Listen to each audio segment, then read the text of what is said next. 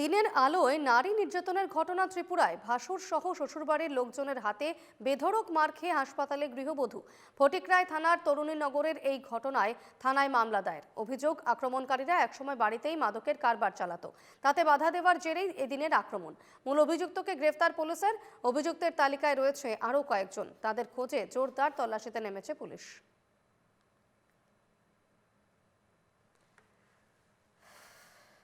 আসে হরিপদ মজুমদার নামে, যার বাড়ি তরুণীনগর। উনি একটা কমপ্লেন করেন যে ওনার পরিবারের সাথে একটি ঘটনা হয়, মারপিট এবং শ্লীলতাহানি। তো অ্যাকর্ডিংলি ওই কমপ্লেন মূলে আমাদের ফটিকরায় থানাতে একটা কেস রেজিস্টার হয়, যার কেস নাম্বার হলো 23/25 আন্ডার সেকশন 76/117/2 BNS। ওই কেসের ইনভেস্টিগেশন তদন্ত অফিসার ছিলেন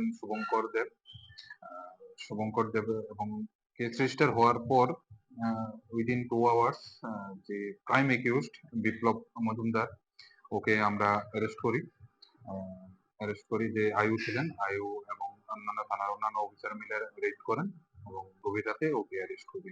ইনভেস্টিগেশন ম্যাটার আরো নাম আছে আমাদের কাছে, তো এগুলা নামগুলো আমরা এখন বলবো না। তো